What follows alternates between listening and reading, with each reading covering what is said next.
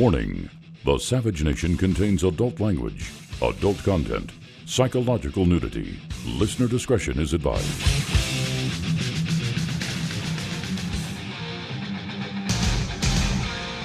And now, America's most exciting radio talk show, The Savage Nation, home of borders, language, culture.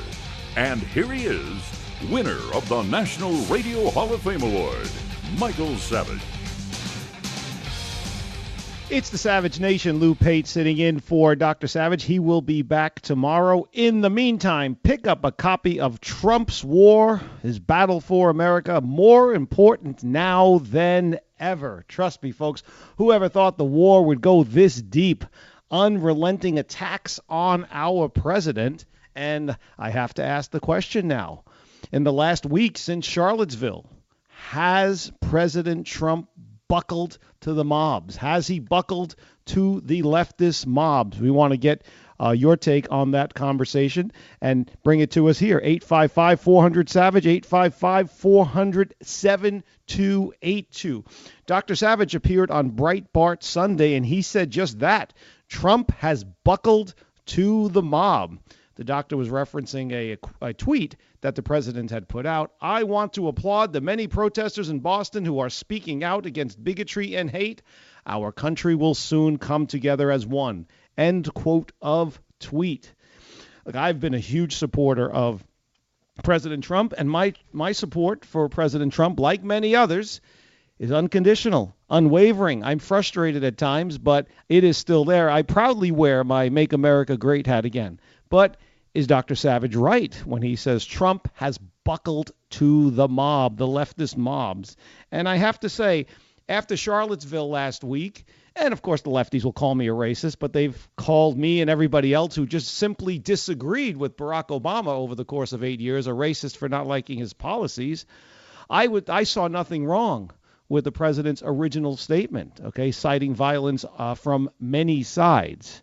I thought the first buckle of the knees came when he gave that second speech and he highlighted the white supremacists in there. I don't think that was necessary. I think that was caving in to the pressure from the media.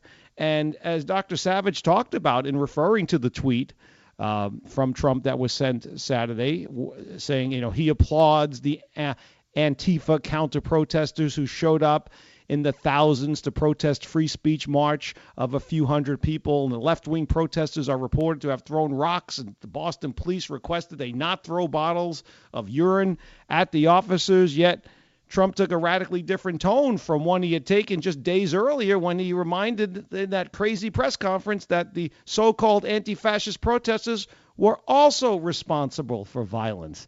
Is there a change in tone? Is Dr. Savage correct? I have to say yes. On this one, he is, because my support for President Trump also includes being honest about when I think he screws up and when I have to be honest about when I disagree with him. I'm not going to be a lemming who just follows him willfully into the night. He has to stay strong. People like a confident person. They like a confident president. They like tough talk. Look how his numbers went up. His approval numbers went up when he stood up to Kim Jong-un. Il was the father. Il in the head is the son. Both of them, actually. Now we have a president who is searching for words to make the media happy, to make the left-wing mobs happy, to make everybody happy. And when you are trying to make everybody happy, you are going to make nobody happy. Confidence, my friends, is very, very appealing. Okay? Tough talk. Speak softly and carry a big stick. Was that Teddy Roosevelt? People like that kind of talk. So in today's PC world, they'll call it bullying. Okay, so Dr. Savage is right to say that Trump has buckled to the mob, and Dr. Savage on Breitbart Sunday accused President Trump of, and I quote, catering to the left-wing mobs, end quote, and also connected the recent riots in Virginia and Boston to the apparent new tone in the White House now that Steve Bannon is gone. Steve Bannon was another head on the chopping block, a victory for the left, a victory for the media, the sleazebags in the media.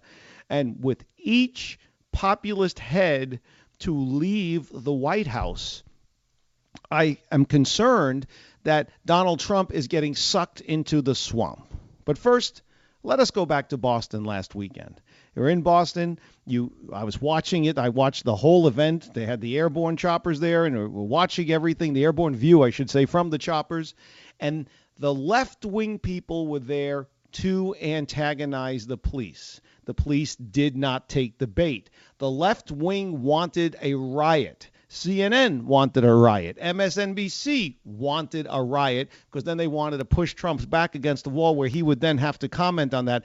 And even though it is the left wing, Antifa, the left wing mobs, who knows, the DNC, pushing these people out there to fight, to riot, so that they can create this situation that puts the president in an awkward spot, the media will always say it was the other side, the peaceful protesters, the people who were there for free speech.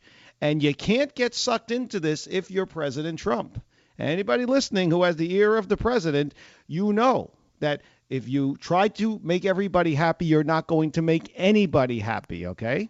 Now, Dr. Savage, while on Breitbart Sunday, talked about the departure of Steve Bannon, saying it could be a sign of things to come, calling Steve Bannon Trump's field marshal. And he warned that Trump could turn moderate and kill his own presidency. So I'd like to know from you, the listeners to the Savage Nation, the Savage Nation family, if you will. Is Dr. Savage right? I'm with him on this. The president has to be tough. You have to stand up, to the bullies in the media. You have to stand up to the bullies on the Hill. They say the president now is being more alienated. He never had anybody. The Republicans on the Hill were never his friends. Obviously, the Democrats on the Hill were never his friends either. I liked it that he called out Mitch McConnell for being, useless and futile and feckless in his job, but then that kind of died out after. Now McConnell's mad at him. Big deal. Big loss there. McConnell was never his friend. Now, we have to in order to get the momentum back, we cannot have President Trump. And President Trump, you cannot be revising statements. You have to take your statements, and in this case, I'm referring to the violence from many sides, and then later the both sides statement, and stick to them. Dig in your heels, because this media and this climate in Washington, D.C. will never be on your side, okay? It's not a business deal where you think you can win people over. One hand washes the other. I do this for you, you do this for me. The building gets built quicker at a less expensive cost. It is never going to happen that way, okay? I know that's the way that the president is accustomed to doing things, but this is a building that nobody in Washington, D.C. ever wants to be built, okay? They're not about doing things for the American people. They're about doing things for themselves, okay? And so as the president, I felt, showed a sign of weakness, and don't get mad at me, Mr. President, for saying that, but it was by revising his statement, we now have the left moving forward. University of Texas at Austin taking down statues at night. At night. Duke University removing Confederate statues at night. I mean, it is repugnant, the removal of these statues. It is an attack on your free speech. Okay, it cannot be said enough. From 1776 to 1865, the United States of America, the flag that we pledge allegiance to now, that I proudly pledge allegiance to now, flew over states where slavery was legal. Do you want to get rid of that flag? As President Trump said in that spirited press conference, do you want to get rid of Jefferson? Do you want to get rid of Washington? The Washington Monument is an obelisk. Do you want to get rid of it? Because it's modeled after architecture in Egypt. The Egyptians are famous for their slaves. Ask the Israelis. Hence the Exodus. Okay, gets its own book in the Bible. So anything dealing with the Egyptians, do you want to take that down? It's a joke. But here's the key. The left-wing media and the left-wing mobs do not give a ding about minorities. They do not care about those who suffered under slavery. They do not care about Confederate monuments. They are just using this moment in history to move forward and move forward with their agenda. So when Dr. Savage says that President Trump has buckled to the leftist mobs, I agree with him because, in a sense, his knees have buckled and he's wobbled a little bit. He had a bad week because they saw a hint of daylight, a pinhole of daylight in his original statement. They know there was nothing wrong with that statement. They know that President Trump is not a racist, but they ran with it anyway. And now it's all in on racism and all out on Russia. That's what's going on. You think about it and everything that's been going on. The president stood down a nuclear threat from Kim Jong-un in North Korea. Actually, it was Friday going into the Charlottesville weekend that we were waiting to see how Kim Jong-un would respond over the weekend. Do you remember? It was only 2 weeks ago he threatened to bomb and nuke Guam and possibly South Korea. But over that weekend, Charlottesville, Virginia happened. So what Kim Jong-un was going to do kind of got put on the back burner. Well, what he did do is back down. And we have a president who talked tough to a nuclear threat, stood it down, gets no credit, overshadowed, because everything in America now is overshadowed by racism. But you have to ask yourself, what about the Russia investigation? I haven't seen Adam Schiff or any of the other mouthpieces out there for the left talking about this Russia investigation. No, because as we've talked about here for months now on the Savage Nation, all roads to the Russia investigation go back to the Clintons and to the Obama administration. So you're not going to hear about that. So we had more protests over the weekend, Trump buckling, statues removed overnight, political hit jobs on our president as the left uses all of these issues that they pretend to care about, and the media pushes the narrative to push their agenda down the road. They don't care, folks. They don't care about slaves who suffered. They don't care about minorities suffering in the inner cities. They don't care about our education system. They don't care about Confederate statues and what they stood for, allegedly stand for, why they were put up, and why they're still there hundreds of years later. All they're looking for is a political win. And the media is helping them accomplish it. And in a sense, President Trump, when he's revising tough statements, honest statements in my opinion, as Dr. Savage says, his knees are buckling. What say you? Give us a call here on the Savage Nation. My name is Lou Pate, sitting in for Dr. Savage. We want to hear from you. 855-400-SAVAGE, here at the home of Trump's war, his battle for America, the Savage Nation. Join the Savage Nation. Call now, 855-400-SAVAGE, 855-400-7282. Savage. The Savage Nation is sponsored by Swiss America, the only company I trust with my financial future. Call 800-289-2646 or SwissAmerica.com.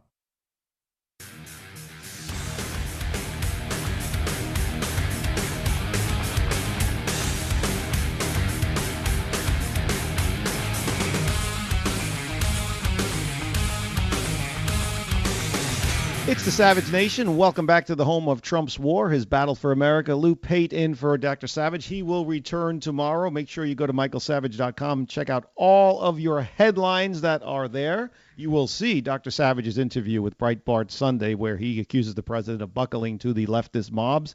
And also pick up your copy of Trump's War, his battle for America. More important now than ever. 855-400-SAVAGE. I said earlier that the fight going on now for the monuments has nothing to do with monuments. It's the leftist mobs pushing their left-wing agenda, trying to whittle away at our freedoms, in this case, the First Amendment. There is a lot of hypocrisy that is going on between what they are saying and what they are doing, because if you truly are so, tears down the cheek, offended by these monuments and what the South and the Democrats in the South at the time stood for, then you'd have to get rid of everything. You'd have to get rid of all of the founding fathers. You'd have to get rid of pretty much the Constitution. You'd have to get rid of the Declaration of Independence. And you know what? They would love it. They would love it, only though if they are in control. This is an attack, folks, on our First Amendment. We need our president to be strong. We need him to come out, talk tough, and not back down and give revisions days later. because the mobs are all there, and polling numbers, which were wrong all during the campaign, why would anybody pay much attention to them now? I find it interesting that there are tensions within the ACLU over whether they should defend free speech rights for the far right. The American Civil Liberties Union, they're represented by lawyers who were Jewish. They faced an existential question. Should the freedoms it stood for since its founding in 1920 apply even to racist groups that would like nothing more than to strip them away? The fact that you have to even ask yourself that question, or that there is an internal debate at the ACLU, tells you that the ACLU is no longer needed. It should just go out of business. It's a left-wing organization anyway. But the fact that you have to ask yourself that question, it is more important to support the right of someone's free speech when you disagree for your inner soul on what they're saying. When you find what they're saying so repugnant, or their actions so repugnant that you can't even stomach it, that is when you have to stand up. That is when you have to then support them. Support your enemy's right to say that. Now, Barack Obama would never do that. The leftist mobs, the Antifa, would never do that. The communists, the socialists, the Hillary Clintons, the Bernie Sanders, they would never do this. Okay? They would never stand up for free speech. It's do as I say, don't do as I do. Okay? That is why we have to stand up for it. And people say, well, I don't agree with those people. No one says you have to agree. It's not about agreeing. It's about supporting free speech. Our First Amendment right is bigger than any politician on the scene today. It is bigger than any movement, any Antifa Boston, Antifa this, Soros, and all of the lemmings who wear the Soros provided black bandanas, black hoodies, white T-shirts, lemmings that they are. It's much bigger than them. You take down these monuments, and in 200 years, when there's nothing around, comes up the old expression, he who ignores history is doomed to repeat it. Am I wrong? Dr. Savage is right. You can't buckle. And in my opinion, Trump has buckled by continuing to issue statements defending himself. They have him on defense. He needs to get back on offense. Lou Pate here with you. We're going to get to your calls when we come back here, 855-400-SAVAGE. You are listening to the home of Trump's war, the Savage Nation. Join the Savage Nation. Call now, 855-400-SAVAGE, 855-400-7282. Savage.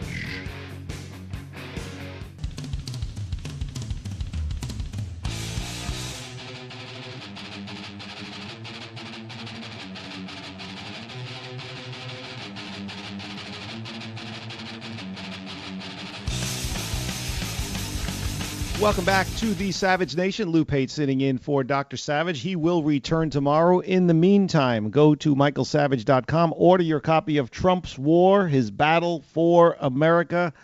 Folks, I know the book has been out for a couple of months, but man, let me tell you, as this war gets more intense, the book becomes more significant. Again, it's like reading the events of our times in real time. I've said that before, but it gets true with every time I sit in here for Dr. Savage. It is amazing. Have you ever seen in the history, or read about in the history, or experienced in your life, the media, our politicians who are supposed to be looking out for us, attacking the president without mercy, constantly, making stuff up, fake news, looking to twist his words, sleazebags like Brian Stelter. I like to joke that he grows a chin and loses a hair every time he tells a lie.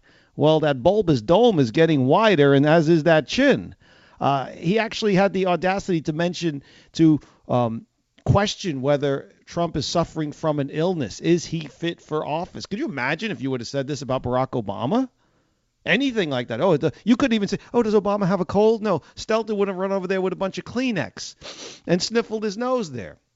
And now we have the attempt to paint Donald J. Trump, our president, as a racist, okay? And basically, when they attack him, in my opinion, they are attacking all of us. Robert, if you can, this is good. Bob Woodward, you know him, all the president's men, bring down Nixon, still feasting like Harvard off his old reputation, okay? He actually says that Trump does not understand what it's like to be a black, Hispanic, or minority in America. Let's play this, and then if you don't see the irony that is staring you in the face, I will be happy to explain it to you after, Robert, please play clip number 2. I think President Trump's remarks post-Charlottesville really show and suggest that he does not understand what it's like to be black, Hispanic, or a minority in America. From the words, it is provable. Now, people who know him best and work with him say this is not Trump. This is not really what he believes. Bob Woodward, by the way, is the whitest white guy you'll ever meet. I don't know if he's ever even met a black person. You know, his whole deal with Watergate and Deep Throat was follow the money. Well, I'll tell you what, Bob Woodward, take the money and run, okay? Go away, because you have no idea either what it's like to be a black, Hispanic, or minority in America. And you're speaking for the president. There was nothing wrong with Trump's initial statement on Charlottesville. The violence is coming from both sides. Did anybody criticize Barack Obama when he sent Eric Holder to the family of Michael Brown, a man who tried to assassinate a police officer, a man who tried to murder a police officer?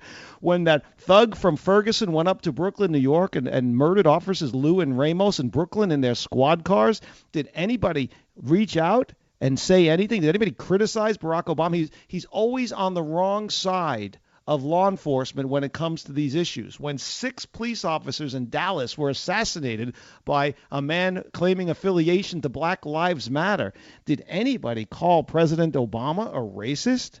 Okay, President Obama has inflamed the issue of racism in this country like no one has ever done before.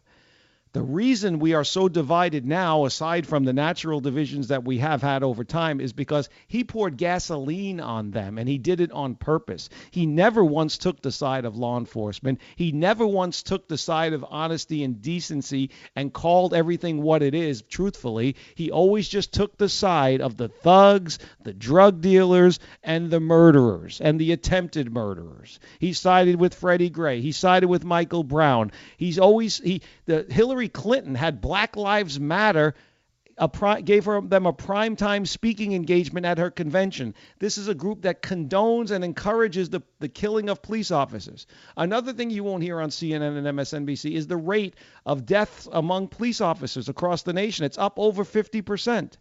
When you have a president who is hugging and kissing and schmoozing and inviting to the White House cop killers and those who push cop killing, what else do you think is going to happen? Cops are going to get killed. Does the media have the stones, the backbone to call them on this? No, but they're going to call President Trump racist? Are you kidding me? This is propaganda. The worst thing you could do is call someone a racist, especially when it's not true. And in America, if you call someone a racist, you better be ready to prove it. But of course, unless they're white, you don't have to prove it. Just simply saying it makes them a racist. So it's all in on racism and all out on Russia. Let's go to Vince at WYAB, Mississippi. Vince, welcome to the Savage Nation with Lou Pate. How are you? Hey, Vince, you there? I'm listening. Yes, I'm here. I'm listening to you make all these category or general statements. But, you know, what's really appalling is some of the statements that you're making. And what was really appalling was the statement that the President of the United States made. One thing at a time. Hold on, Vince. One thing at a time. What about anything I just said is not true? First of all, you're able to talk about, you want to disparage the writer from that was over Watergate. Somebody he don't understand what it means to be black. Well, you don't understand what it means to be black. No, hold on. Back up, Vince. Don't you think it's kind of ironic that another white man who lives in a lily white gilded cage of white land in Washington, D.C., is telling the president he doesn't understand what it's like to be black or minority in the country? So you're telling me I can't understand. Don't you think it's weird that Bob Woodward would say it? Well, I can't speak for Bob Wood, but what I can speak. But hold on. You can't speak for Bob Woodward, but you can speak for me, right? You can't speak for Bob Woodward, but you can speak for me. Is that what you're telling me? No, you're criticizing him for not understanding what it's like to be black, and you're a white guy. I mean, what do you know about what it means to be black? I never said. Hold on. Now you're putting words in my mouth. I'm not criticizing Woodward for that. I'm criticizing him for saying it about Trump. If you need me to send you to an ear, nose, and throat doctor, I'll pay for your visit to get your ears cleaned if that's a problem. No, it's not. But the statement that I want to make relates to the statement that you've been very touting. Wait. We got one more thing to get to. You said the president's statement, was racist. What about it was racist? We had the Klan down there, the neo-Nazis down there. The Klan goes after black folks, and the Nazis go after the Jews, and he couldn't even call either one of them evil. Okay, all right. Now let me ask you this, Vince. Did President Obama come out and criticize any of the mobs that were attacking police in Baltimore? The Klan ain't looking for you, are they? Listen, yeah, actually they are, because I'm a Catholic, and they don't like Catholics either, and I'm from the North, and they don't like Yankees either. Yes, actually, I could check off a lot of boxes on the Klan's list as to why they would not like me too, Vince. So let's put this victim mentality away. What's with the chip on your shoulder? Come on, let's talk. The church. They ain't burned down no Catholic church, but here, come to Mississippi, I'll show you what it's like to be in the South. It's 2017. I'll tell you what, Vince. I'll tell you this right away. Nothing has happened to you compared to what happened to the slaves. Stop being a victim. Nothing has happened to you. I can tell you that right off the bat. Tell me what has happened to you. What did the Klan do to you? What racism have you suffered compared to the slaves? Because the white folks have set the rules where black folks in Mississippi could not vote. That's not being a victim. Those are facts. That's reality. In 2017, who's not allowed to vote? Give me an example. Doc, you're trying to get at. No, I'm asking you. Come on, we've had a biracial president who claimed to be black. The media sold him as black. That's fine by me. I got no gripe against Barack Obama's race. I got a gripe against his policies. But you tell me that white people in Mississippi are not allowing you to vote. That's against the law. Let's get the authorities on them. Where is this taking place? Obama beat out 2 white men. I know you're mad about that. No, I'm not. You're putting words in my mouth. Tell me where you're not allowed to vote. Back up what you're saying. Where are white people stopping you from voting? I want to know. I will call the authorities myself and report them. You know what it took? Medgar Evers dying, Martin Luther King dying, so we could get the right to vote. But you never came to Mississippi to see how they treated black folks. Going through the back door, you never experienced riding on the back of the bus. How old, Vince? How old are you? Treated us like dogs down here. How old are you, Vince? Like a dog down here. Vince, it's over, Vince. Thank you. It's over, Vince. The call is over, but it's over. Stop living in the past. Medgar Evers, come on. This is history. Dr. Martin Luther King, what happened to those men is tragic. Emmett Till, what happened to him is tragic. Everybody cared so much about Emmett Till, they let his grave go into disrepair. It was shocking the way they let that grave go into disrepair. There's no, folks, look, I'm trying to talk to Vince. There's no winning that argument, so I wasn't going to argue with him. I just was trying to have a conversation. No one is stopping anybody from voting in Mississippi. What happened to the civil rights leaders in the past is horrible. No one should lose their life because of the color of their skin and because they're trying to provide more rights for other people. It's in the past. It is a horrible thing that happened. Nothing can change the past except to learn from it and move forward, which many of us have. That doesn't mean you're not going to meet some knucklehead across the way, okay? But there's knuckleheads on both sides, as the president said, okay? And you can't carry a chip on your shoulder. You can't get angry about what happened in the past when there's nothing you can do about it, again, except learn from it, which I think we did. And there's penalties if you discriminate against people. There's penalties if you're prejudicial against someone when it comes to hiring. That doesn't mean that some people are not going to slip through the cracks, okay? But you can't lie. The media lies all the time.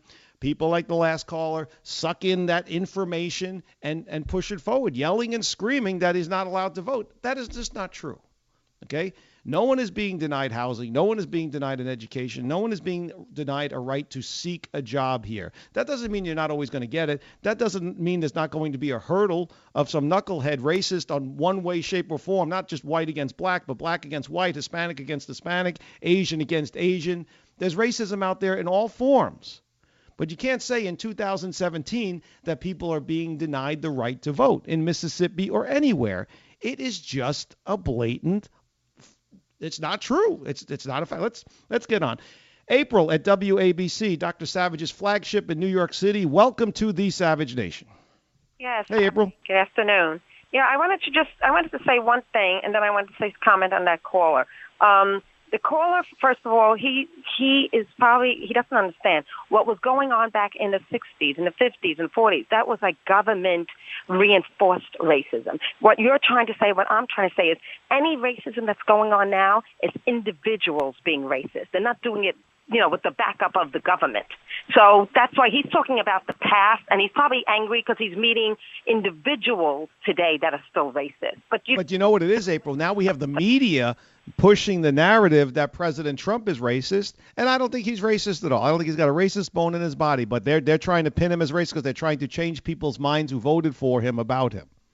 Another thing, what I was going to call back, you were saying that Mr. Savage says that Mr. Trump is caving in. He is not caving in. He is throwing a cracker at these loudmouth people. He's throwing a bone to the wild dogs, just to see if they react positively. I don't think he's changing. I trust him that he isn't. And he's smart. He's just doing that just say, let's just keep them shut up so I can go on with my other agenda. He has a big agenda, and everyone keeps saying, you can't make enemies. He shouldn't be making enemies. He's got to make friends somewhere or nothing, and his agenda won't go through. So that's why he's being smart. He's like a boxer. You got to duck sometimes. Doesn't mean you're afraid. It means you're smart. The old rope-a-dope he's doing? Yep. The old Muhammad Ali rope-a-dope. But what do you think? But I mean, so you disagree with Dr. Savage when he said on Breitbart Sunday that he buckled to the leftist mobs in reference to Boston? Sometimes even Jesus had to leave when they were running after the firstborn babies. Even God told Mary and Joseph, don't go. There's times where you don't go, where it's not worth it to go. You fight your battles when you have to, which I felt he did. And now he's just trying to use some tactfulness and say, just shut him up a while. Yeah, you're nice guys. I felt a little hurt when I heard him say that, but I said, I trust him. He's not that dumb. I know he's not saying, the right is wrong, and now I've changed my whole idea. The nice guys. I know that. Well, I got to say, you present a good case there, April. Thank you for your call. We'll take a quick break. I don't think he should have. I see what you're saying, but I don't think he should have given that second statement. Has Trump buckled to the leftist mobs, as Dr. Savage said on Breitbart Sunday? Your calls 855-400-SAVAGE when we return here to the Savage Nation. Join the Savage Nation. Call now, 855-400-SAVAGE, 855-400-7282. Savage. The Savage Nation is sponsored by Swiss America, the only company I trust with my financial future. Call 800-289-2646 or SwissAmerica.com.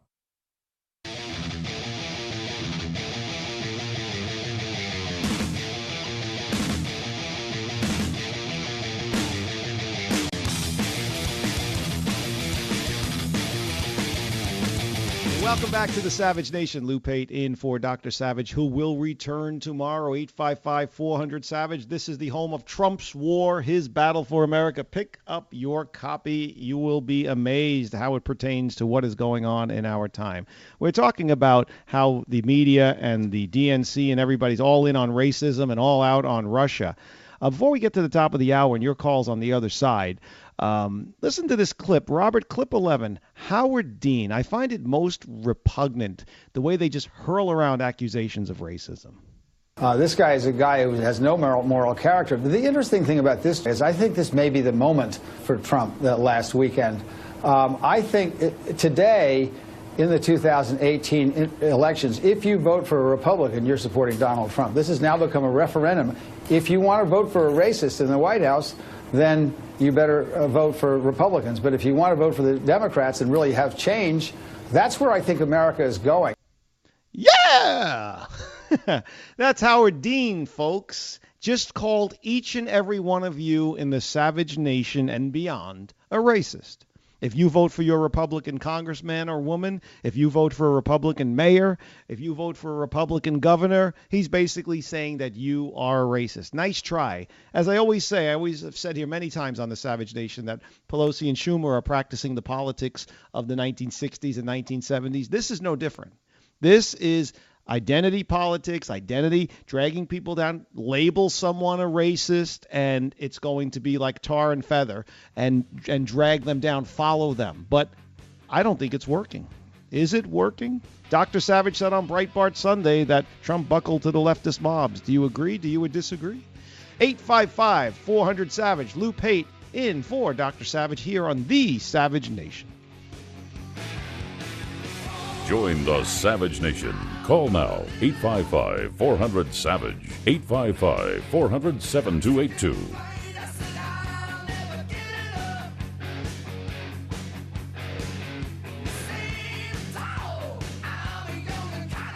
Savage.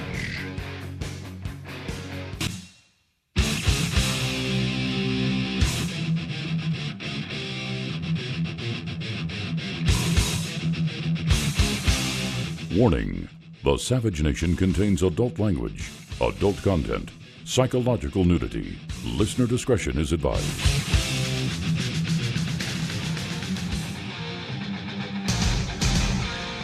And now, America's most exciting radio talk show, The Savage Nation, home of borders, language, culture. And here he is, winner of the National Radio Hall of Fame Award, Michael Savage. It's the Savage Nation. Lou Pate sitting in for Dr. Savage. He will return tomorrow. In the meantime, pick up a copy of Trump's War, His Battle for America. More important now than ever.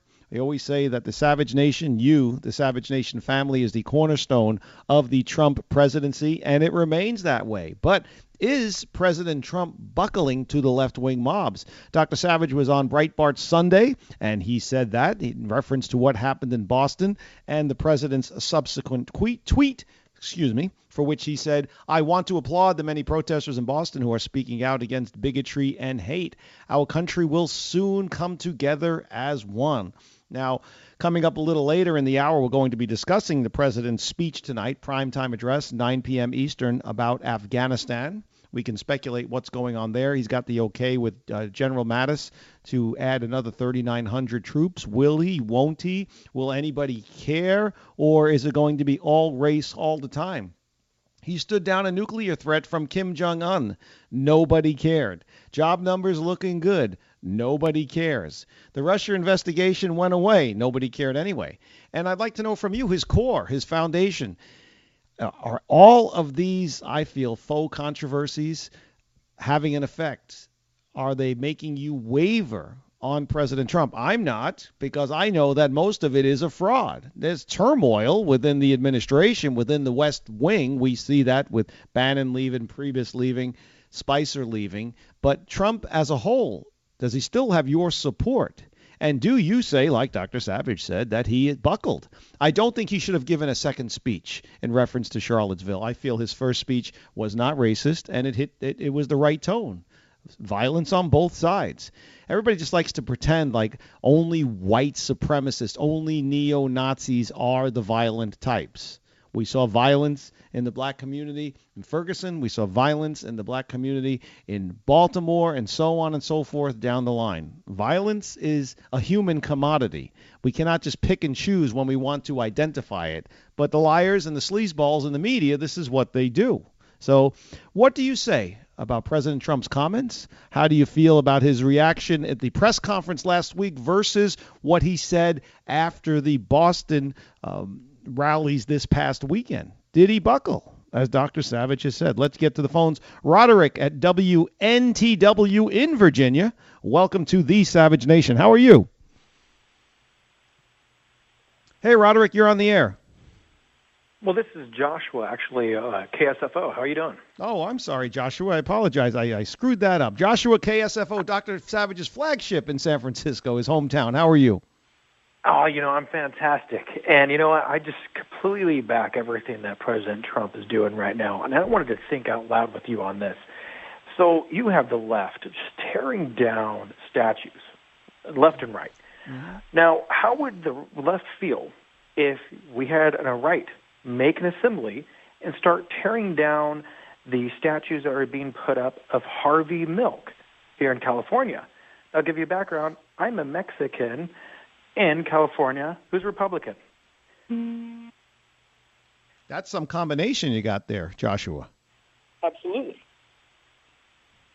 Mexican, conservative, California, and a name like Joshua, not exactly a Mexican name, most people would agree. Correct. Come on. You got all the bases covered that are not a stereotype, but go on. Exactly. So here I was voting for Trump, and I have not backed down. I'm still behind Trump and everything that he says. And what he said, calling out that this was a problem about the left and the right, is absolutely true. The left thinks that because they control the media, that they are okay with saying whatever they want to say and try to debunk Trump, that people are just going to automatically fold and go with whatever they say. But there are still smart people here. I see that. And I would like to know, how would the left feel if we start tearing down statues that say the right? Well, they'll just call you, if in reference to Harvey Milk, the gay politician in San Francisco who was murdered, they'll call you homophobic. If you tear down a symbol of Islam, they'll call you Islamophobic, and so on and so forth down the line. Hey, Josh, I'll tell you a bit of little trivia pursuit here. There's a statue that was dedicated, I think it was in 2008, of Dr. Martin Luther King in Washington, D.C., okay? Everybody made a big deal about the statue going up, and it was a big deal. I have no problem with the statue. Maybe some people out there do, but he was a civil rights leader, and he's getting his place in Washington, D.C. But everybody made a big deal, not about the statue. I misspoke. They're making about who was building it. And the statue was built by Chinese stonemasons and then shipped over here. I worked construction in New York City before I got into radio. I know a lot of black stonemasons who would have loved to have worked on that project. Why didn't they give it to the American workers? And then they commented that the eyes didn't look like Dr. Martin Luther King. There was almost an Asian part to the eyes. They're so into what is going on in the black community, and they're so going to help the black community. That's all they care about. Yet when it comes to actually helping the black community and having black stonemasons, black construction workers build a statue that will stand for a great civil rights leader, they don't do it.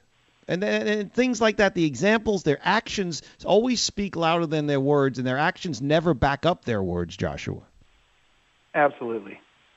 All right. Well, thanks for your call. I do appreciate it. But no, they would not like it. They would not like it if we took down those. Let's go to Clay, WYAB, Mississippi. Clay, welcome to the Savage Nation. Thanks for having me. He's backing down a little bit to him, but they all do at some point in time, don't they? But Trump is different. Trump was supposed to be different. I agree, and I still support him 100%. I actually called in a little response to Vince earlier talking about my great state of Mississippi. We have more black elected officials here than any other state in the country, so I don't see how that really comes into anything. And I think he was trying to reference not letting them to vote. We have voter ID here in the state, but our Secretary of State husband did an excellent job to almost mitigate any errors or any roadblocks as far as if you can't come get a voter ID, we'll send somebody to pick you up, and it's free and all that. So, no, nobody's not being allowed to vote in Mississippi. That's silly. Well, we know that. But then voter ID laws, I have no problem with showing an ID when you go to vote. What is wrong with that? You have to show an ID, Clay, with everything that you have to do in life that means something. But thanks for your call, and thanks for painting a clearer picture of what is going on there. Let's go to Donna, WABC. Welcome, Donna. How are you? Good afternoon to you. When Bannon first left the White House, I was really upset with Trump, and I don't know that it really is such a bad idea after all. Perhaps they're both sly like a fox, and Bannon can get much more accomplished without the restraints of those empty suits in the West Wing. They painted Bannon as like the new Dick Cheney, the new Darth Vader. Even Bannon joked about that, saying, it's good to be evil. But Bannon was so quiet. He didn't give any interviews until he was out of the White House, and probably rightfully so. So everything is conjecture on what part he played. We don't know, Donna, what role he did play. Everybody just wanted to label him a racist, and they wanted to label him evil, and they wanted to label him this, that, and the other thing. The Washington insiders didn't like him because he's an outsider, and the people, civilians, we the civilians didn't. Those that didn't like him because the media painted him as a racist. Well, I was never swayed by that. I like him, and I still do. It's kind of like, the old childhood rhyme, sticks and stones may break my bones, but names can never hurt me. I really think that Trump needs to heed that advice, because they're never going to like him. And I think if he has one big character flaw, it's he wants to be liked. And that will be his demise. I support him. I don't think he should have apologized or making that second statement. I think the left always does that. You never say what they want you to say, and so they make you say it again. And that was one of the reasons I liked him in the primaries, because he was unapologetic. Do you agree with Dr. Savage when he said on Breitbart Sunday that Trump buckled?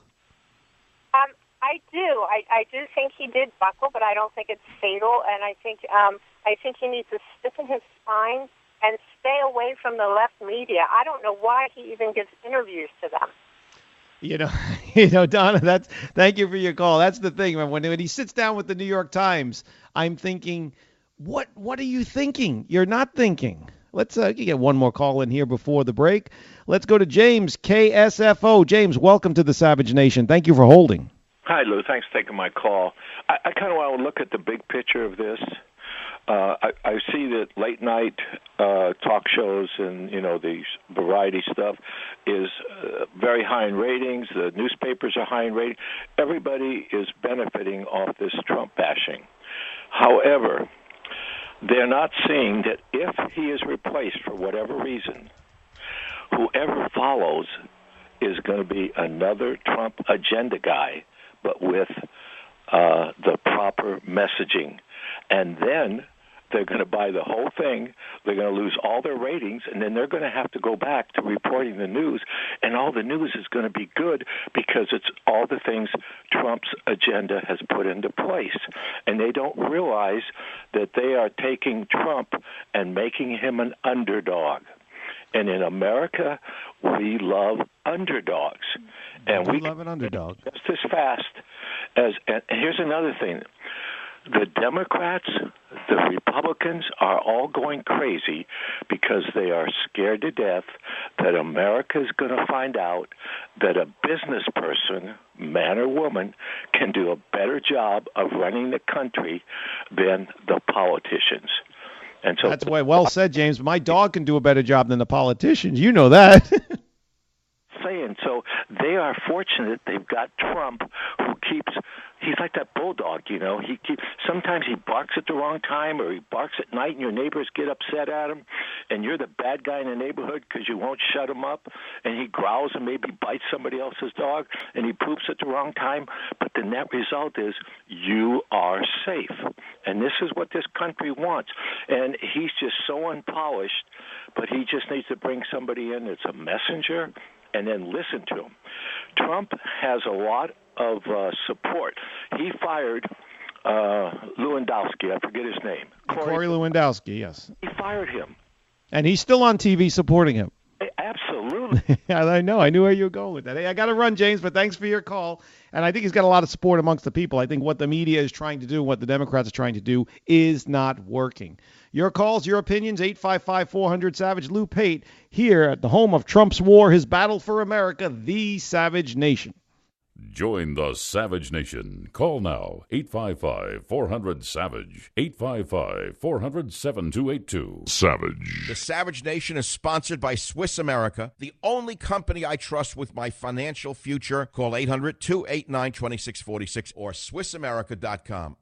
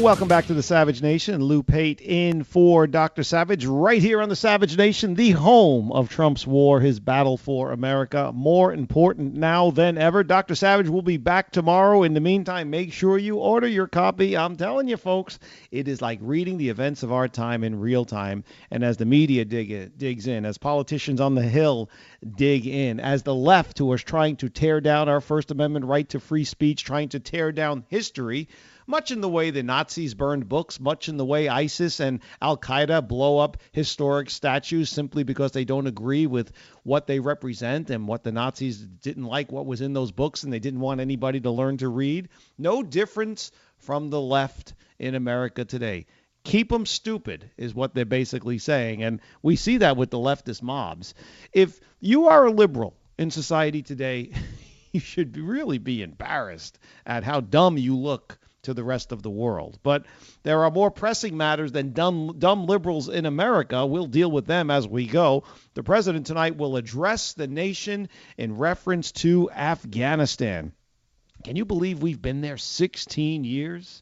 There was the initial invasion, October 2001. Then there was the surge late years later. It seems like nobody wants to get anything done. Now, General Mattis, the defense secretary, received the authority in June to send as many as 3,900 troops to Afghanistan so that the United States military could expand its efforts to advise Afghan forces and support them with American artillery and air power. Now, what do you think President Trump is going to say tonight? You, the listeners to the Savage Nation, what do you think his plan is going to be? Is he going to pull out? Is he going to escalate? And if he does escalate and adds more soldiers, will you feel betrayed if he sent more troops? Because think about it. During the campaign, Donald Trump ran as kind of an isolationist in the sense that he was going to, screw the rest of the world. Let's focus on America. Let's focus on our education. Let's focus on our infrastructure. Let's build that wall and keep unwanted outsiders out. And it resonated with people, hence he's president of the United States today. Obviously, Republicans and Democrats on the Hill are trying to stop him from achieving what he promised the American people. They don't want him to achieve his agenda. Some Republicans pretend that they do, but they really don't. The media still can't get over the fact that he won. Late night comics, comically challenged as they are, still can't get over the fact that he won.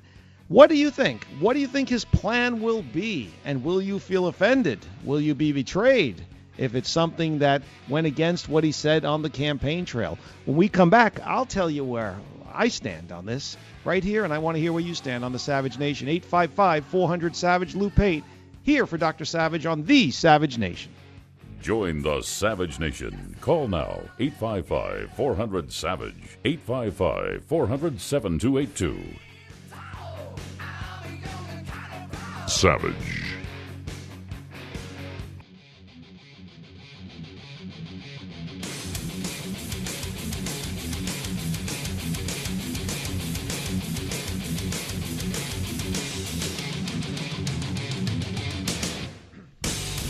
Welcome back to the Savage Nation. Lou Pate in for Dr. Savage, who will return tomorrow. In the meantime, pick up your copy of Trump's War, His Battle for America, the book that debuted #1 on the New York Times bestseller list. You know it had to kill him over at the New York Times to have to put that baby up there at #1. Debuted. Didn't inch and crawl, didn't scratch and claw. Nope, it #1 debuted. So Trump's War, His Battle for America. And we're living it every day as the politicians in Washington, D.C. try to undermine us, as the media tries to undermine us. The president this evening will address the nation in a national address. How often do presidents make a national address to the nation? It's not something that happens all too often. I mean, in this media-saturated environment that we live in with phones and tablets and online and 24-hour cable news, and we see the president all the time, you might think that he addresses the nation often, but they don't. Usually it's in times of war.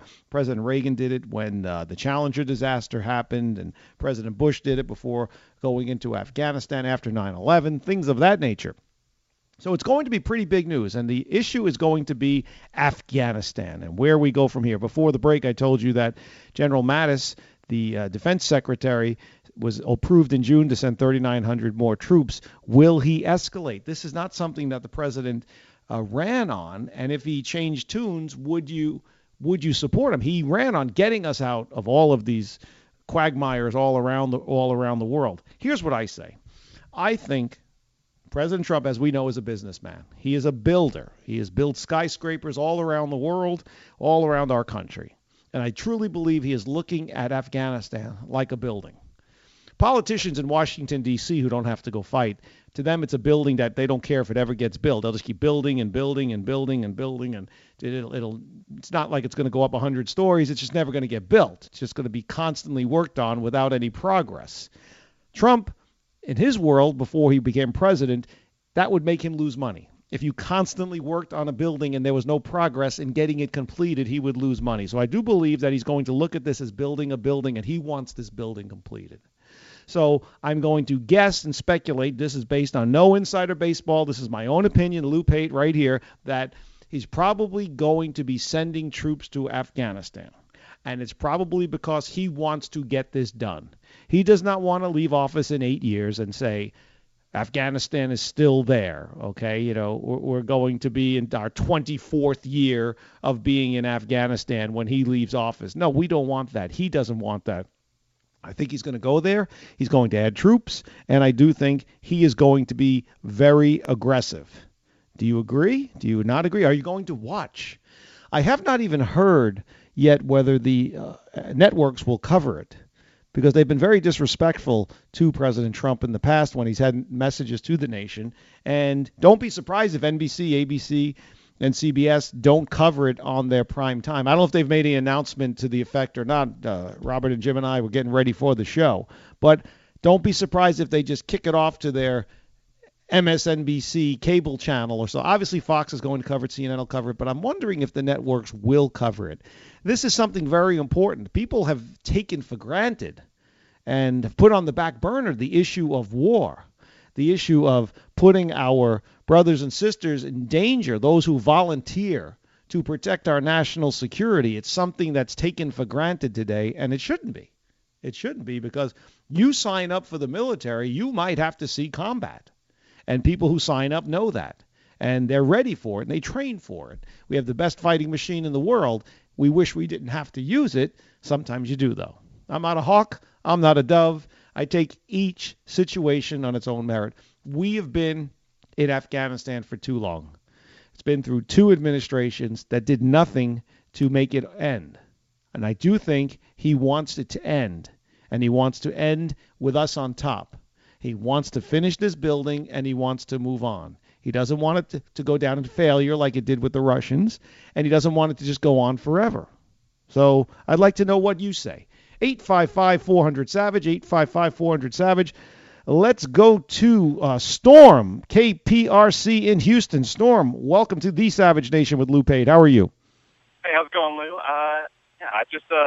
I doubt the president's sincerity in wanting to go in and just end this war, wipe out the Taliban. You know, I mean, the war machine is a moneymaker, and we've been making a pretty good amount of money, you know, keeping the military out there in Afghanistan. And I was out there myself. I was deployed for 6 months with my unit, and luckily we never lost anybody. But Well, first, let me, Storm, commend you for your service. I commend you for signing up and then for going there for 6 months. That time must have gone by very slowly since you face danger at every turn. But will you be surprised if he says we're withdrawing? When I say he was going to add troops and try to finish this thing, that was not him. That was me. That was my speculation. Would you be surprised if he says we're withdrawing the way the Russians did? I think we lost you there, Storm, but thanks for your call. If you hit a bad cell zone or something, give us another call back. Let's go to Matt at WABC. Matt, welcome to the Savage Nation. How are you? Thank you for having me. I appreciate it very much. My name is Matt Stryker. I was a professional wrestler in Vince McMahon's WWE for almost 10 years. I have met Mr. Trump before he was president.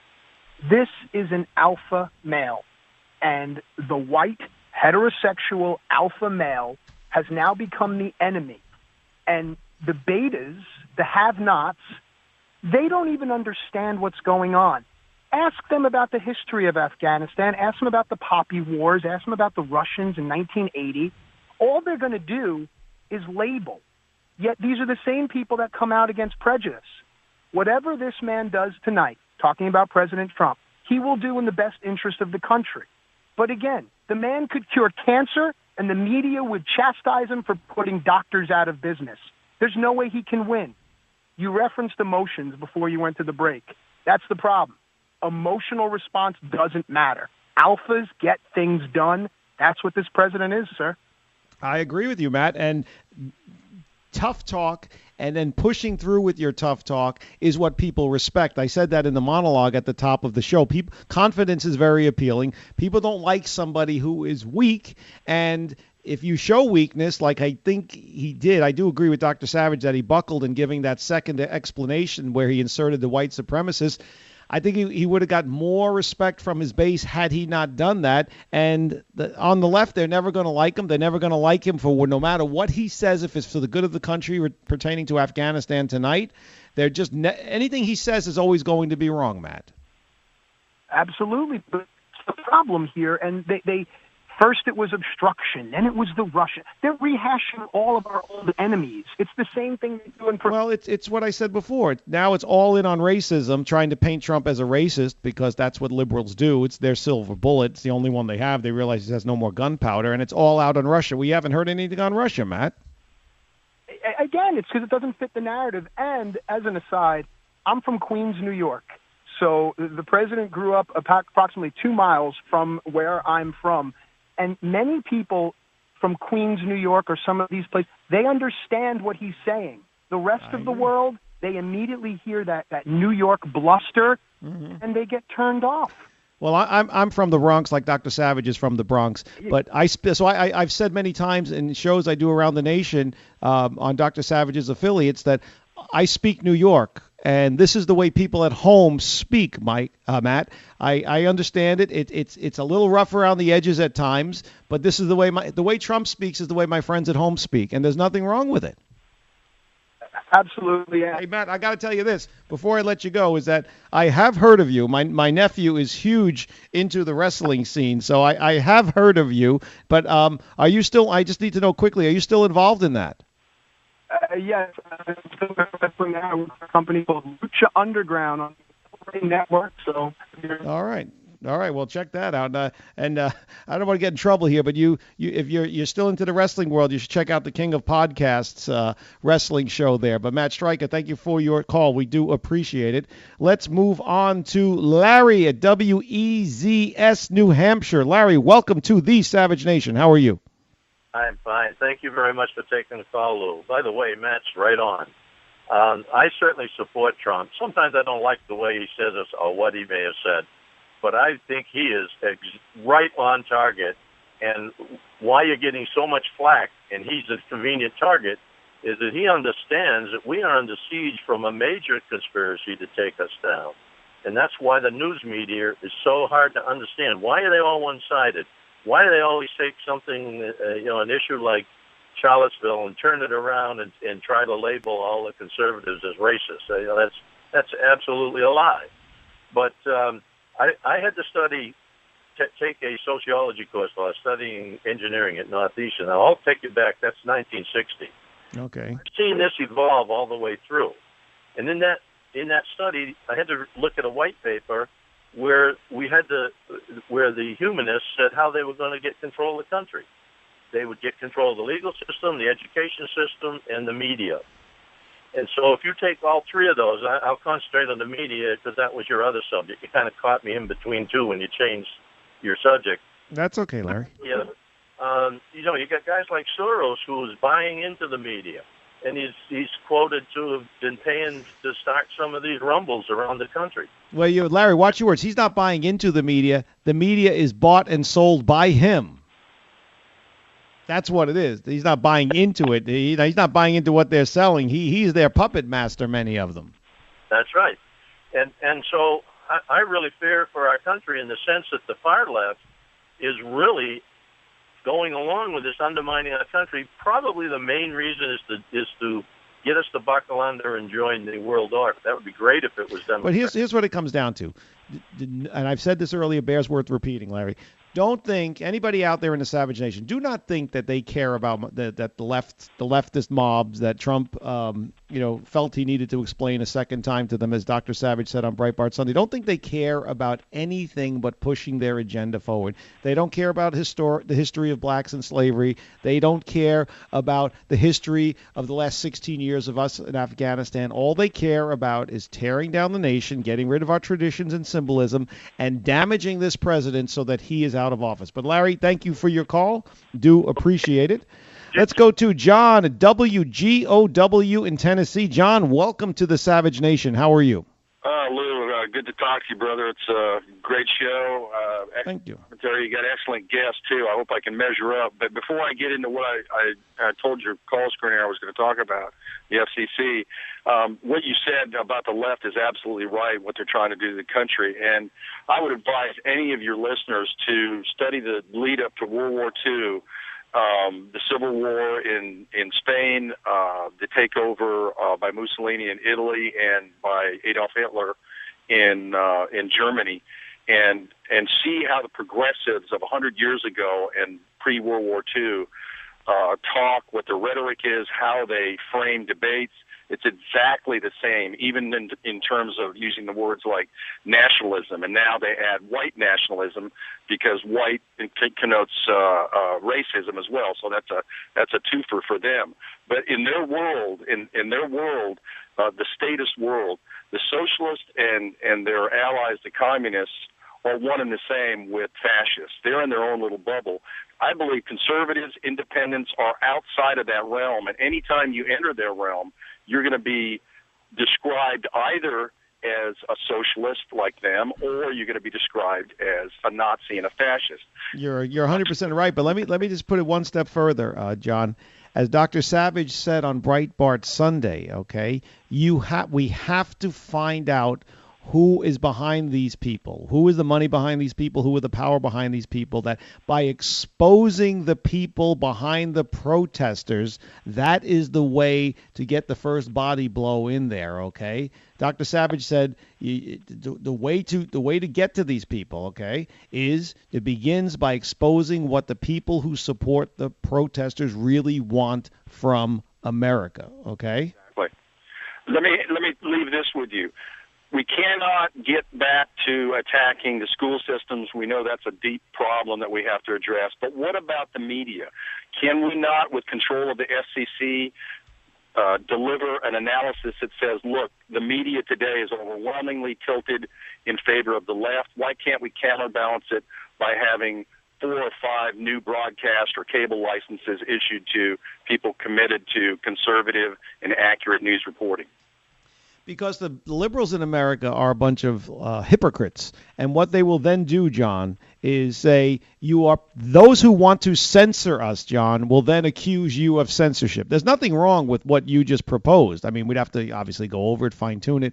But the general scheme of what you are saying, there is nothing wrong with it.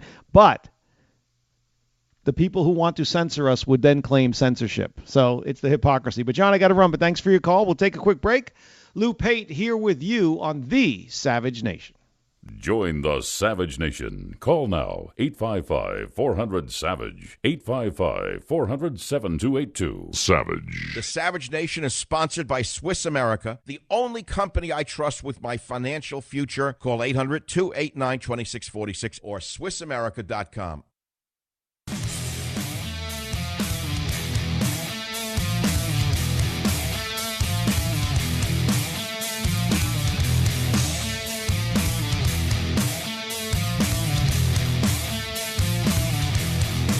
Welcome back to the Savage Nation. Lou Pate filling in for Dr. Savage. He'll be back tomorrow. In the meantime, pick up a copy of Trump's War, His Battle for America. More important now than ever. We're talking about the president addressing the nation tonight. We could be sending our brave men and women into harm's way. Kind of makes you have a wake-up call there, sending men and women off, some of which will not be coming home for a war that we've been fighting for 16 years. It's a cause that I have supported the whole time. I cannot say I have agreed with the strategy. I'm not a tough guy, and I'm not a hawk, And I do know war is ugly, the old expression that war is hell. But I do know this. If you're going to go to war, you go to war. Okay? You don't try to thread the needle. You don't fight a politically correct war. You use the weapons that you have, and you try to take out as much, if not all, of the enemy that you have to. You know, I mean, that sounds easy when you don't have to get down in the trenches and take human lives and so on and so forth. But if you're not ready to do that, you don't go to war. Our brave men and women are ready to do that. Are you ready for them to go and do that? 855-400-SAVAGE, Lou Pate, here with you, home of Trump's war, his battle for America, the Savage Nation. Join the Savage Nation. Call now, 855-400-SAVAGE, 855-400-7282.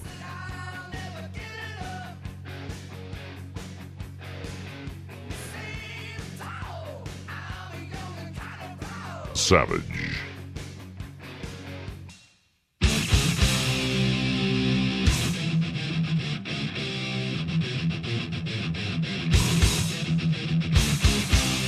Warning.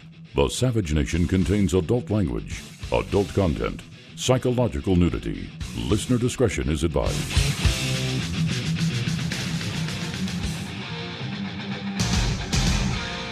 And now, America's most exciting radio talk show, The Savage Nation, home of borders, language, culture. And here he is, winner of the National Radio Hall of Fame Award, Michael Savage. It's the Savage Nation. Lou Pate sitting in for Dr. Savage. He will return tomorrow. In the meantime, go to michaelsavage.com for all your news and headlines. And also, pick up a copy of Trump's War, His Battle for America. More important now than ever. And folks, not true words have never been spoken. With what we see, the attacks on our president from the media, the attacks from Republicans and Democrats on the Hill, he's going to sit before us tonight and address the most important thing that a president has to do: decide whether to escalate and send our men and women, our brave men and women, the volunteers of our military forces, into harm's way in Afghanistan. It's unfortunate that the nation doesn't realize that we have been there for 16 years. I believe it was October 7th of 2001 when we invaded Afghanistan. And quite frankly, the mistake on my part was I thought this was going to be quick. Go in there, level the place, and after 9/11, get rid of the Taliban. But no, somewhere along the line, somebody decided to fight a politically correct war. And war is hell, war is ugly. I'm not a fan of war, but I understand when war is necessary. And as I said in the last hour, if you're going to go to war, you have to go to war full bore, okay? That doesn't make me a tough guy. That doesn't even make me brave. It certainly doesn't make me a hawk. It just realize what the horrors of war are. And you want to get in and you want to get out. And obviously people are going to die. Hopefully nobody on our side dies, but some will. And it's very sad for them and very sad for their families. So it is not a decision that should be made lightly or taken lightly. So we have all of this tomfoolery going on about political correctness and racism and Confederate statues and what offends people when they're walking in their local parks, even though they've walked past them thousands of times in their lives and never noticed them. All of a sudden, they're offended. Meanwhile, we have people around the world, Muslim fundamentalist terrorists, who want to kill us. And when they want to kill you, they don't care if you're white or if you're black or you're a northerner or a southerner, East Coast, West Coast. They don't care. You're an infidel, you're non-Muslim. Heck, even if you're a Muslim and you're living in America, they want to kill you because they feel you're some type of traitor to the cause unless you're living here under Sharia law. It's all insanity, okay? We have ISIS, Muslim fundamentalist terrorists, Al-Qaeda, who's kind of their competition, who want us dead. And they must be laughing at us that we're having these trivial, stupid conversations, and cities and universities are removing statues in the middle of the night because they're scared of what the Antifa crowd might come and do. Let me tell you something. I'd love to see the Antifa crowd go up against ISIS. You wouldn't last a minute. Think about it, huh? A little UFC. Have a little UFC action there going on. You're so tough, Antifa crowd. Oh, yeah, it's easy to throw bicycle rails through windows. It's easy to shut down conservative speech on universities. It's easy to cold cock someone when they're not looking in the back of the head at some rally and then disappear into thousands of people. ISIS versus Antifa. I'd like to see that, boy. There wouldn't be one Antifa showing up, I'll tell you that, with their George Soros-bought masks and hoodies. But that's just a joke on my part. I would love to see that, though. It would never happen. They would never show up. Here's the deal, though. The president will talk tonight, and it is a serious issue. What will happen? What is he going to do? Is he going to put more troops in Afghanistan? How many of you out there even knew that there are troops still in Afghanistan? Well, I know the listeners to the Savage Nation know that, but how many of your friends, how many of your acquaintances that don't listen to the Savage Nation that should even know we're still in Afghanistan? Nobody even realizes it. It's just something that the media doesn't cover. You know, back in the day, you had reporters on scene, embedded with the troops was the term that is used. I don't even think they have anybody with the troops anymore. Like, the media doesn't care. It's not a priority to them. Their priority is bringing down Trump. Now, the White House said in a statement that President Trump would address the American public and American troops, and I quote, on a path forward for America's engagement in Afghanistan and South Asia. Okay? This is going to be in a speech at Fort Myer, Virginia. It's going to announce the details. They were hinted at that, any American commitment to increase force levels would require steps by the Afghans, like doing more to fight corruption, because that is a huge problem. We send so much money over there. We send so much military might over there, and it all gets sucked up, and we have people shooting at our soldiers who are trying to train them. So it has to be done right. And I don't say this lightly, because there will be Americans who do not come home. And as President Trump said, he went into the campaign saying that he was going to clean up these messes. Do you look at this as him cleaning up the messes, or do you look at this as somebody escalating a war that could never be ended? 855-400-SAVAGE. I look at it as a man who built buildings for a life and now sees a building in Afghanistan that isn't being built, and he wants to get the troops in there. He wants to get the workers in there, in this case the soldiers, finish the building of this building and get out of there, and then let them go on their own. Don't leave it incomplete the way Barack Obama did for Iraq, but finish the job and move on. Let's get to the calls here. Let's go to Eve at KSFO San Francisco. Eve, you're on with Lou Pate on the Savage Nation. How are you? I'm well, thank you. Okay, he should only go in if he's going to change the rules of engagement, because, as you said, he should get in, get out quickly, but you cannot do that with Obama's crazy rules. You can't shoot them. They have to shoot you first, then you're allowed to shoot them back. You can't go to the mosques. So I want you to really get this out to all the people. You've got to change the rules of engagement first. Otherwise, we'll be there another 30, 40, 50, 60 years. What do you think?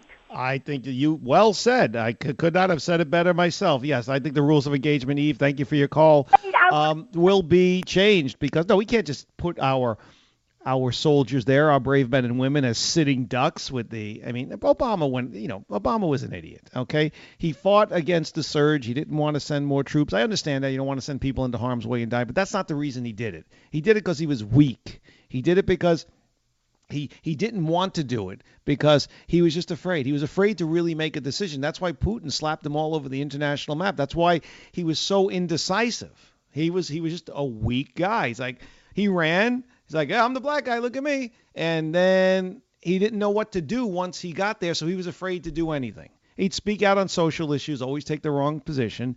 But to send people there and change the rules of engagement that makes them sitting ducks is appalling. Karen, KKOH, Reno. How are you, Karen? Thank you for calling the Savage Nation. Hey, thank you. I'm really enjoying your show.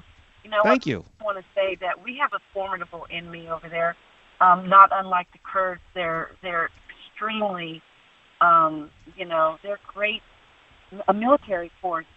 Their ideology is ingrained in their children and their grandchildren and their forefathers. So we not only got to get in there and fight and win, but we've got to win their minds. And I saw a little bit of that going on with the soldiers reaching out to the children. Somehow, you're fighting more than a war there. And I think that's why the Soviets couldn't win, and they had, great force too. So I don't know. What do you think about that? Karen, you're never going to change the minds. You're never going to change the culture, because changing the minds of the people is changing the culture of their society. That's not going to happen. We're not trying to change their culture. We're just trying to, change their way of looking at their leadership, okay? Changing their way and moving forward, accepting democracy. I don't even know if that is capable, but we're going to go. I think Trump wants to do is go in there, clean up this mess, leave them with some democracy, and then move out. Now, people say, well, that's regime change. Well, the Clintons took part in regime change constantly. You never heard anything about it. But do we want to set up a puppet government, Karen? What do you think? Or do you want to just set up free elections and then be on our way? Because you know what's going to happen. It's going to fall before we even get our equipment home. Yeah, I know. We've done that in other countries, and the free elections don't seem to work. And then what are you going to do with the next crop of... Right. So you don't want to send in a puppet government that you have to support and fund, because that's the same thing as the war going on. It's just a war in a different fashion. I don't know. So, I want to win. I want to win too. So you go in there, you do what you got to do. You don't fight a politically correct war. You set up a government, and then that government's going to have to survive under its own merit, Karen. We can't support the world. We can't save the world all of the time. But thank you for your call. I do appreciate it. But I like the way she says that. I want to win. Let's get to Joe, KSFO. Thank you for holding, Joe. I know you've been there for a spell, and I appreciate it. How are you? Hi, Lou. How are you? I'm doing okay, thank you. How can I help you? Okay. Well, we already do have a constitution, or Afghanistan already does have a constitution that was brokered in 2004 when President Bush was in office. And that constitution already establishes Islam as the official state religion, and it says no law shall be passed that contradicts Islam. And then you have rendered meaningless a parallel provision in there that says people can practice other religions as long as it doesn't contradict any laws. Well, what it has meant in practicality is that Christians are brutally persecuted in Afghanistan.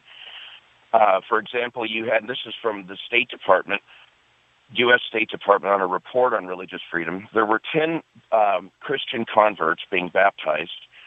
At least 2 of them were converting from Islam. Members of that parliament, which our troops defend, are Christian troops who are sent there to defend, largely Christian. I understand you have other religions in the armed forces. Okay, yeah. But they were calling for, they incited the rest of the country to go after these converts. They were detained under this Afghan constitution because it's 99.7% Muslim. Well, that's part of the corruption that they're talking about, Joe. That's part of the corruption. But thanks for your call. I do appreciate it. That is part of the corruption that they are citing, okay? And part of what George W. Bush did that was a mistake was assume that everybody wants to be free. And you tries to apply the rules and laws that we have here in the United States, a.k.a. freedom of religion, in a country where they don't want freedom of religion. They want it to be one-way street. And that's why you have all the massacres, you have the burning of the churches, the slaughtering of Christians, and no one blinks an eye. Certainly not the American media. They don't seem to care. We'll take a quick break. Lou Pate here with you if you'd like to get in on the conversation. 855-400-SAVAGE, 855-400-7282. You are listening to the Savage Nation, the home of Trump's war. My name is Lou Pate. Thrilled to be back here on the Savage Nation. Join the Savage Nation. Call now, 855-400-SAVAGE, 855-400-7282. Savage. The Savage Nation is sponsored by Swiss America, the only company I trust with my financial future. Call 800-289-2646 or SwissAmerica.com.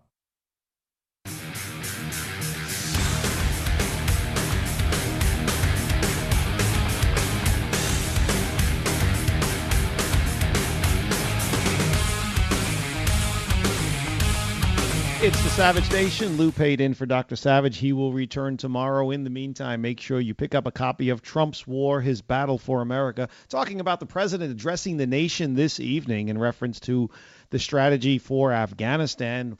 Will he pull out? Will he send more troops? And how will you feel about that, whichever way it goes? You know, sending troops into battle is never an easy decision because it's a life and death situation, and no one knows this better than our military families. And with that, I welcome to the Savage Nation from KFAQ, Brad. Brad, thank you for listening and thank you for calling in. It says here your son has served there. Only you can understand what a military family faces. Oh, yeah. It's, it was very intense, to say the least. How long was he there?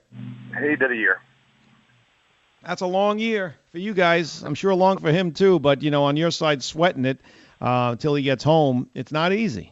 Well, especially in the Marine Corps, because they always put them, in their forward observation posts and whatnot. And if you're a father or a mother and your son joins the Marine Corps in a time of war, chances are he's going to get shot at. Right. Now, Brad, I'm sorry we were a little short on time, but it says that. You say that we have to get out. There's nothing more that can be accomplished. If you could succinctly give us your summary on that, I'd appreciate it. Let me relay what my son said to me about this. My son is a Christian, very, very humanitarian type, and I was telling him, I was talking to him about it. I said, the bad thing was, son, whenever we pull out, anyone that helps us is going to get massacred.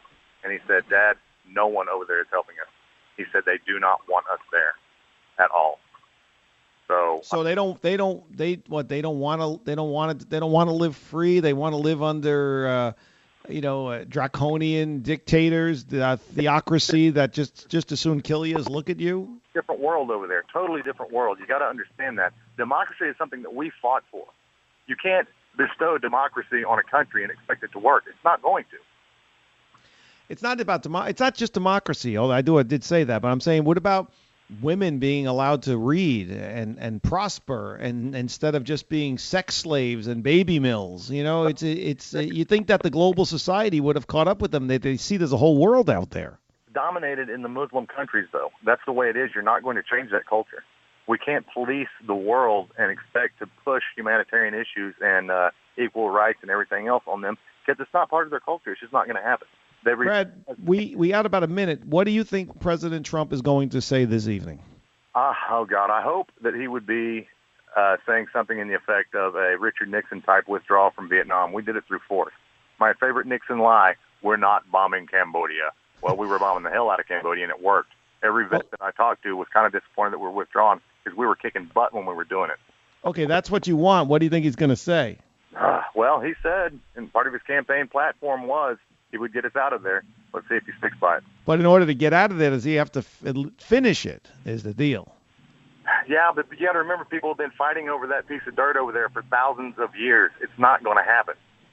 We can withdraw and have an orderly withdrawal in a position of strength and not with our tail between our legs getting our butts kicked. Well said, Brad. Bolstering our troops and then withdrawing at the same time.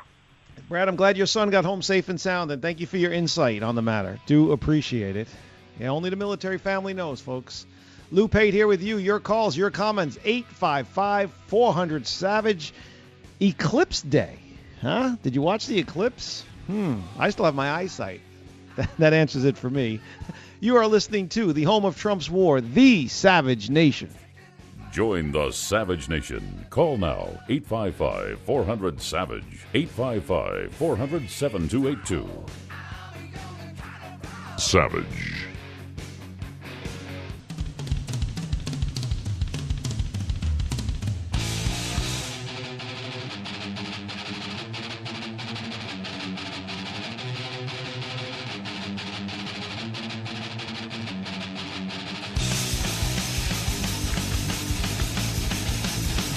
It's the Savage Nation. Lou Pate in for Dr. Savage on this Eclipse Day. Okay, the solar eclipse.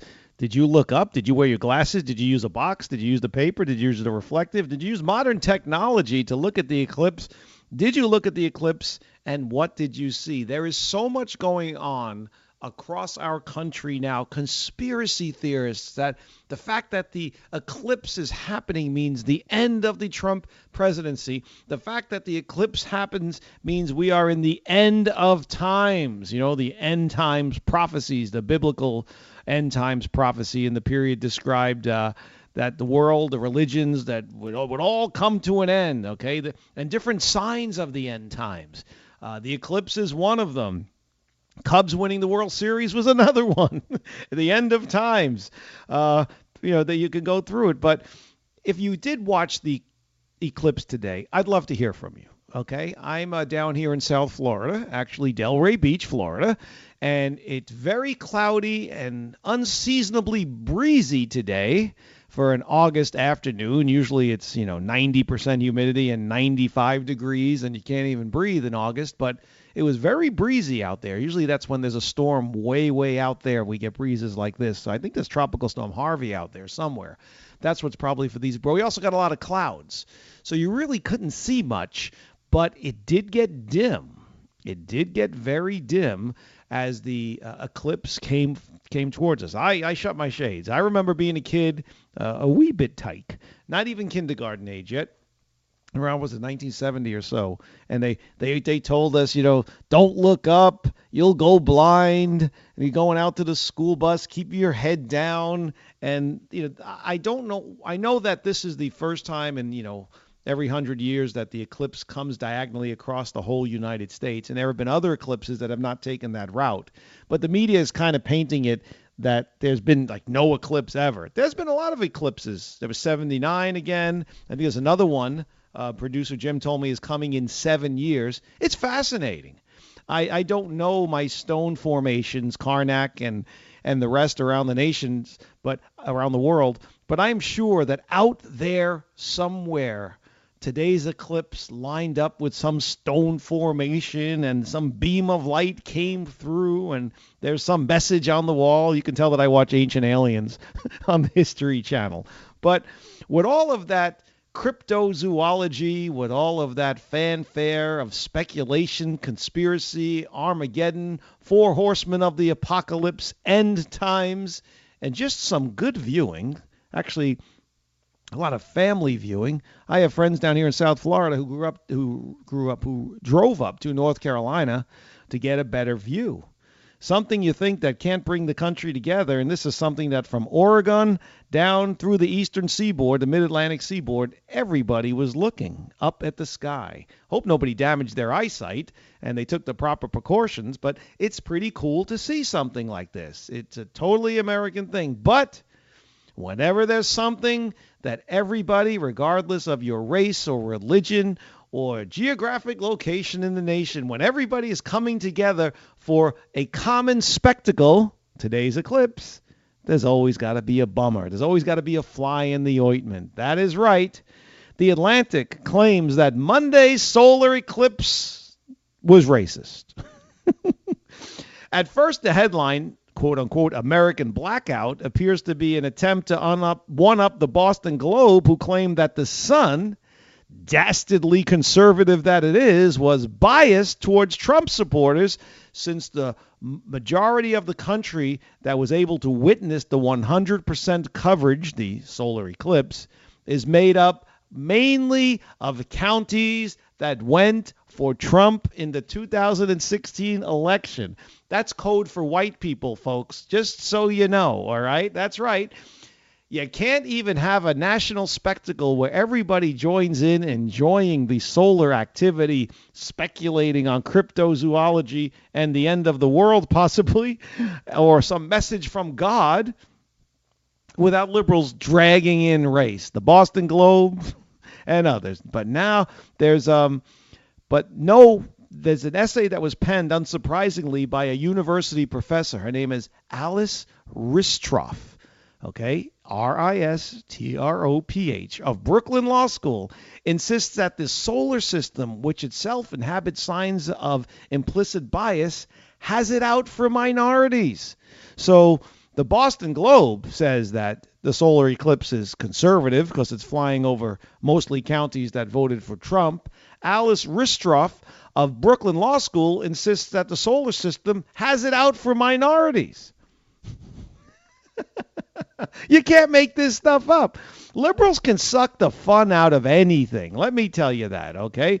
She says, I think we can safely presume, yes, that the solar system is not capable of exhibiting either implicit nor explicit biases or, frankly, any preferences whatsoever. But, of course, that doesn't mean the solar system itself isn't guilty of, say, inanimate object privilege. End quote. Folks, I'm not kidding you. That's a direct read. Inanimate object privilege. Alice Ristroff goes on. Oregon, where this begins, is almost entirely white. Yeah, but it's all liberal. The 10% or so of the state residents who do not identify as white are predominantly Latino, American Indian, Alaskan, or Asian. There are very few black Oregonians. Yeah, it's called geography.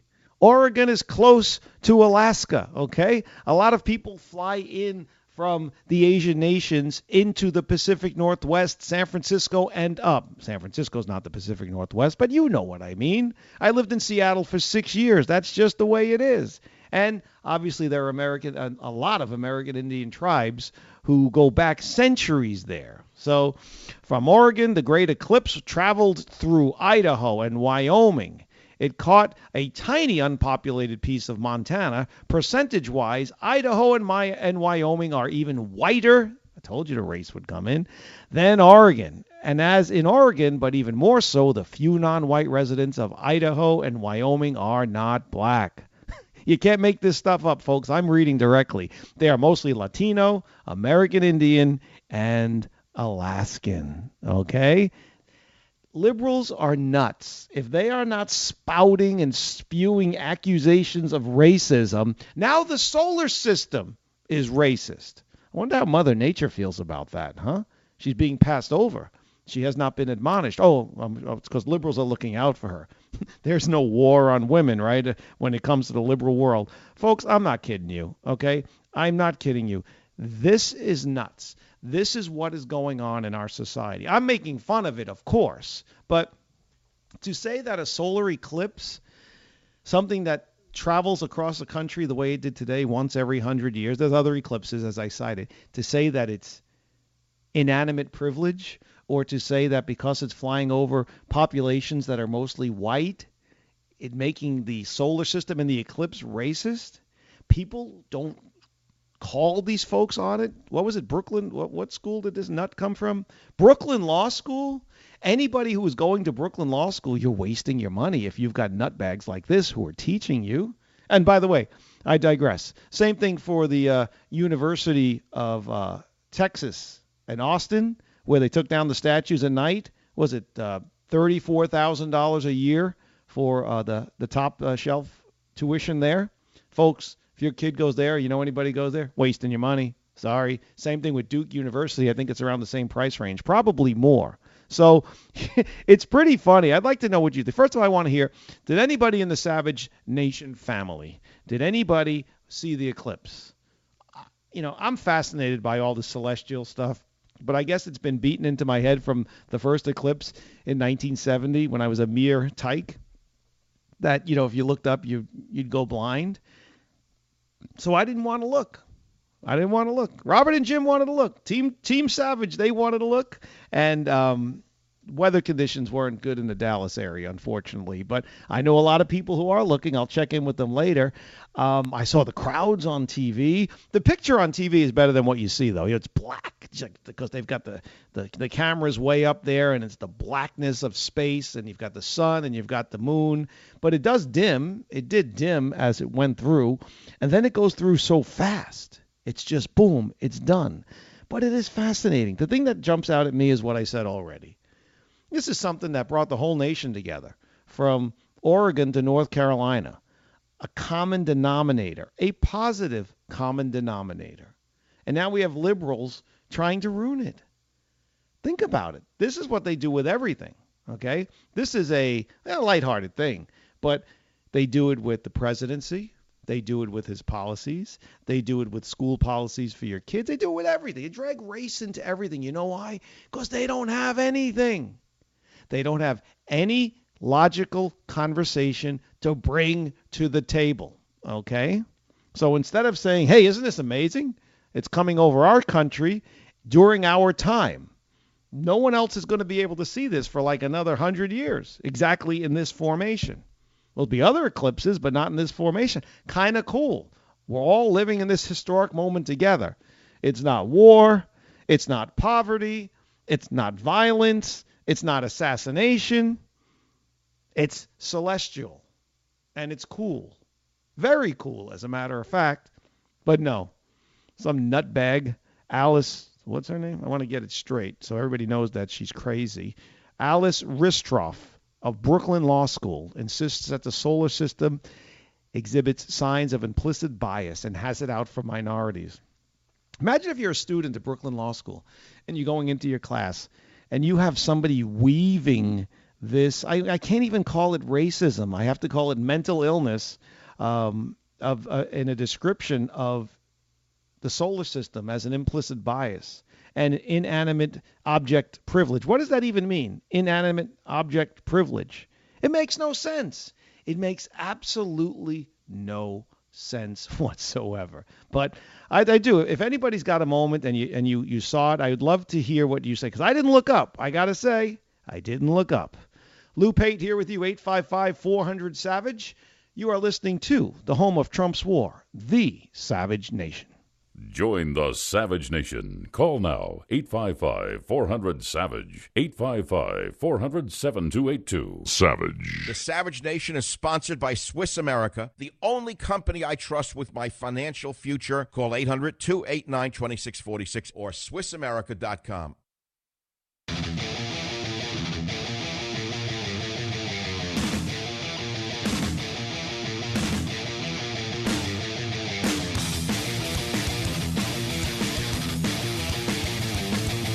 It's the Savage Nation. Lou Pate in for Dr. Savage. He'll be back tomorrow, but in the meantime, pick up a copy of Trump's War, man. I'm telling you, it is a tome of our times, like reading the events in real time. And as they ratchet up the war on our president, Trump's war, his battle for America, becomes more significant.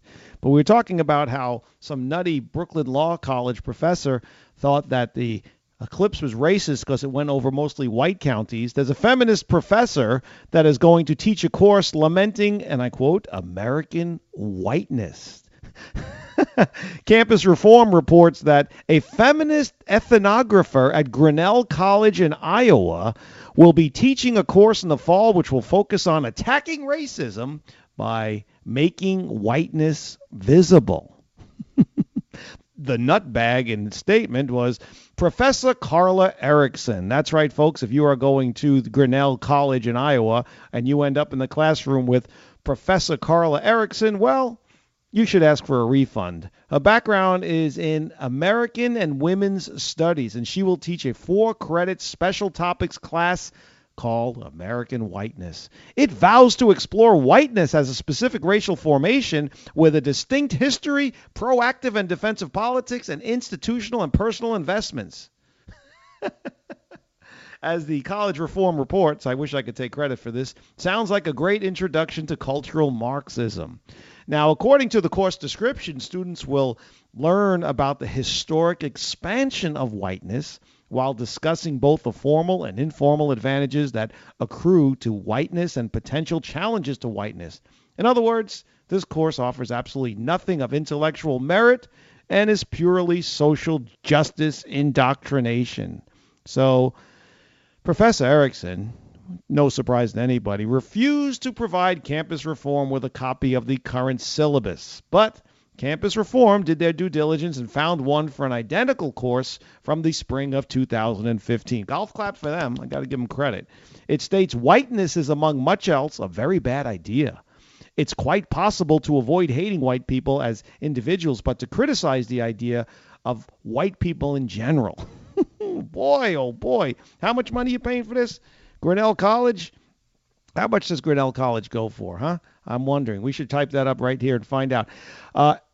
It's amazing that they get away with this. We had the nutty Brooklyn law professor, Alice Kistroff. What's her name? I want to get it right. I don't want to say anybody's name wrong, especially when Alice Ristoff at Brooklyn College saying the solstice was racist. Now we have Professor Carla Erickson giving a class on whiteness. We had Marie Chappelle Nadal saying she hopes Trump gets assassinated. How come these people can remain employed? How come they never get fired? How come they are never pushed out and have to quote unquote resign? Okay, if it's someone who is, let's just say, of a different ethnic background, if you are celebrating your white privilege, you'd get fired, and rightfully so, if you go around spewing that crap. But when it's on the other side, it never happens. So the eclipse, the solar eclipse was racist, and basically, just by being white, you are racist. It says in the syllabus for the 2015 for a similar course, and I quote, "This course is meant to facilitate a personal journey towards a better understanding of how whiteness functions in a racist nation. Therefore, sincere attempts at working through whiteness will be rewarded." End quote. Now, basically, if you're born white, you're a racist. That's basically what they're saying. And here's the thing. The left really believes this. They truly believe that if you're just white, unless, of course, you're white and you're a liberal Democrat, then you can't. You can't be. And, folks, it's nuttiness like this that indoctrinates them and makes us divided. There's no place for it. It is racism. Hey, special thanks to Dr. Savage for having me in. An extra special thanks to Jim and Robert, producers of the show, Team Savage. Folks, they make it look easy. Trust me, I do not do this on my own. They help incredibly, the amount of work that's done on this show behind the scenes. And I appreciate it, guys. Lou Pate here with you. Dr. Savage back tomorrow right here on the Savage Nation. Savage.